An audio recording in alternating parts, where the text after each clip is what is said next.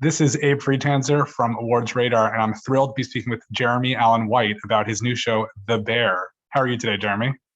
I'm doing really good. Today's the day, and I feel good. I'm breathing easy. Yeah. Have you heard from anyone you know? Has anyone started watching already and let you know? Yeah. I think my parents started right at 3 a.m. When they dropped them on Hulu. Like my my sister-in-law's mother did the same. Yeah, I have some people who've been watching it a little bit. Yeah. That's great. So, what appealed to you Yeah. about this show and this role? A lot. I knew Chris Storer a little bit, who's the creator of the show and like co-director, co-writer of the show. He produced a movie I did a couple years ago. We didn't spend that much time together, but we got along really well, and I think we realized we have very similar taste. And then about a year or two later, he sent me the script, which I thought was just like really, really well written, and I was really interested in that world of kitchens. I didn't know much about it, but it just seemed really mysterious and fascinating to me, and something I like to explore. And then with Carmy, my heart really broke for him. When you meet him, he's just gone through this incredibly traumatic event, and he's also this guy who seems so alone to me. Like his identity is so wrapped up in being a chef and being a successful chef.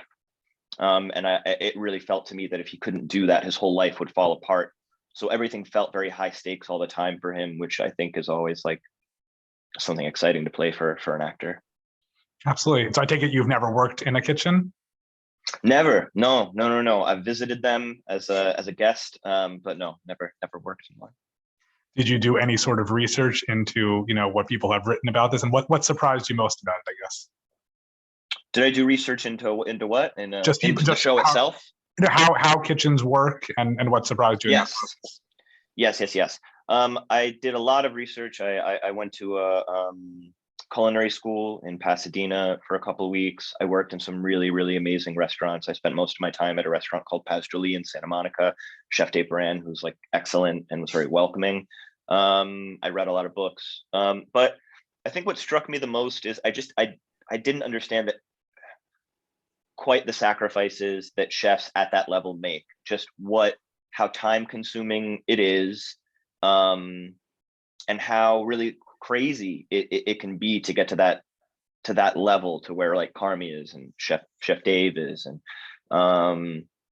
I was really shocked. It's like they're athletes, or it's just the time you have to put in is incredible. And I have a lot of respect for all the chefs that have been able to stick it out and get to where they want to be. Yeah, and I think we see early on in the show this sort of like hellish picture of what all this pressure looks like, and the ruling by fear rather than encouragement. Sure. Yeah, I think it could be a very hostile environment. I had already read quite a bit of Kitchen Confidential, but I read it again, and I read Marco Pierre White's book. But it's interesting too now to make a show during this time, because I think, like in so many industries, there is a shift, happening in kitchens and kitchen cultures right now. So I asked a lot of the guys I was working with, like, did you experience this? And some of the older guys were like, yes. Like when I was coming up, it was very hostile, could even be described as predatory. But then they were like, but that's not how things are done now. That's not how we do things, and we could never imagine. So I think there is a shift happening. Yeah. You mentioned Kitchen Confidential. I remember watching the series version, which I think was with Bradley Cooper before he was like big and famous. For sure. And I think that's a lot more sort of inherently comedic, whereas this one does have those moments. I just particularly liked, when the health inspector comes and said, he doesn't look dead. I think there are just sort of like subtler little funny things. But do you think this is more a comedy than a drama? I don't know. I mean, I don't think it's more comedy than a drama. I think our goal was just to make it sort of as real and true to life as possible. And I think that in life, things are funny and things are sad, and people react how they react. So I don't think we went into making this thinking we have to make this dramatic or comedic. I think we were just trying to like be honest throughout, you know. One of the relationships I like watching most is the one that Carmi has with Richie, because it's just so adversarial. What is it like working with him?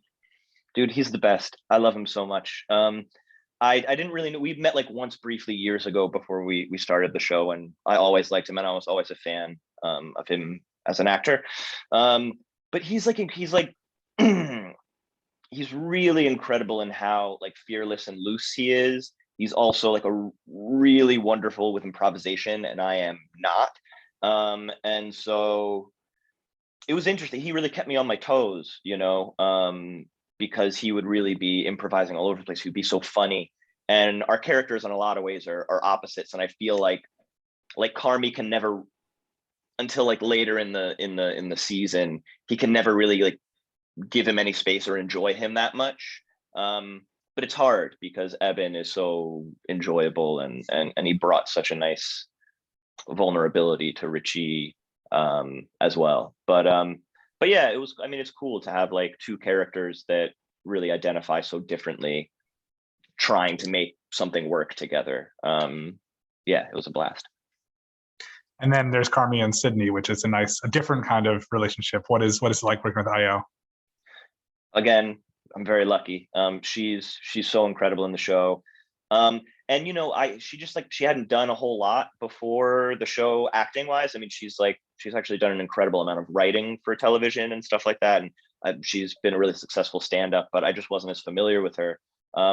So it was nice. I feel really lucky to kind of like have discovered how talented she is just through working with her, which it doesn't happen very often because most people who are that great already have, you know, a resume and stuff you can see. But it was great. She kept me on my toes. She liked to kind of improvise, and she would, you know, she would kind of tweak things in the script here and there. And it was really nice to also, it was really fun to talk to her about character and relationship. And like, not every actor likes to get into that. They kind of like to do their work, you do your work, you show up, you see what happens, and that's all great. And like, I think that's how Eben and I were together, and it was great. But it was also nice, like I felt like Io and I were making sort of discoveries, not only in the scenes, but we were kind of figuring things out together, sitting in our cast chairs about what we want the relationship to look like, and what doing our job successfully could look like, you know. That's great. And you said your parents may already be done with the show, but do you recommend binging all the episodes at once, or is it better to space this one out? If you can handle it, I mean, it's pretty it's pretty intense. The first couple episodes. There are, of course, episodes where things slow down a little bit, and I think 1 and 7, the pace is like pretty ferocious. But outside of that, I think it builds really nicely. But you know, I think it comes out to like 4.5 hours, which isn't that crazy for a whole season of television. So yeah, if you've got 4.5 hours, go for it. I've been watching you since the beginning of Shameless, and it's interesting because first of all, I was like, we're back in Chicago. This guy doesn't like to leave Chicago. It likes to stay in one place. But I think there were a lot of similarities between the show, even just talking about the idea of comedy versus drama. I think that it's not really like that. So I guess the first question is this the kind of role you think you could play for 11 seasons? I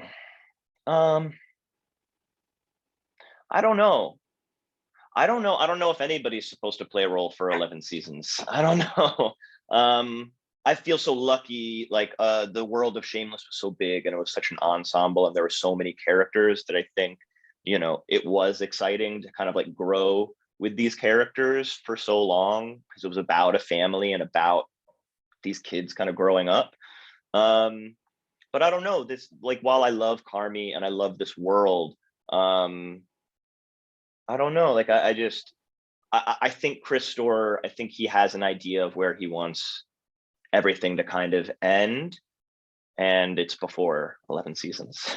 Well, I do think if you're going to make a case for the fact that a show could run 11 seasons, Shameless is among the best examples, because you really can't find a lot of shows that just stay quite as good throughout, and really, again, as you said, like build and grow with the characters and with the actors who, in many cases, I mean, you are older than some of your much younger co-stars who then by the end, are these great actors who would have known at the very beginning.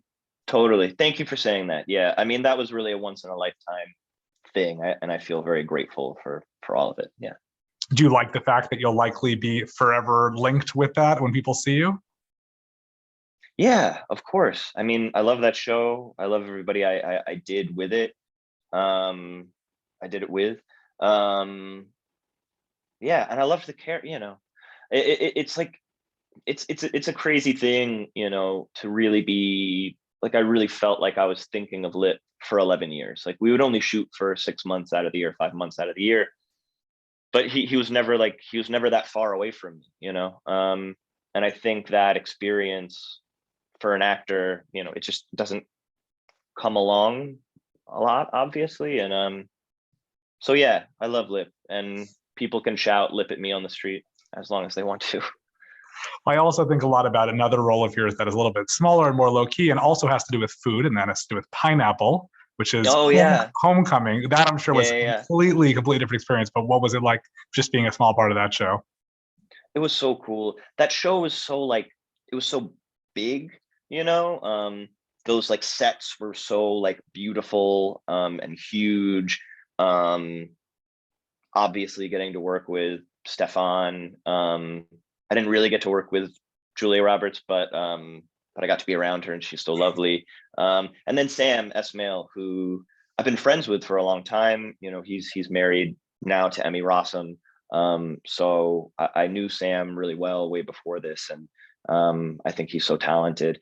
And it was cool too. Like I'd done like little movies here and there in between seasons of Shameless, but I'd never done television again until Homecoming. So it was refreshing to be like, oh wow, like there is a whole world of television out. Like not everything is done the same. And we did all these like incredibly complicated, long sort of like tracking camera shots where, we'd work really hard at it for a morning. But then once we got it, everybody could go home at like 11, which is such a crazy concept for me, because we'd always do like 11 pages a day on Shameless. So it was like it was refreshing. I was like, wow, it's a big world out there, and an exciting one. Yeah. What else are you working on right now?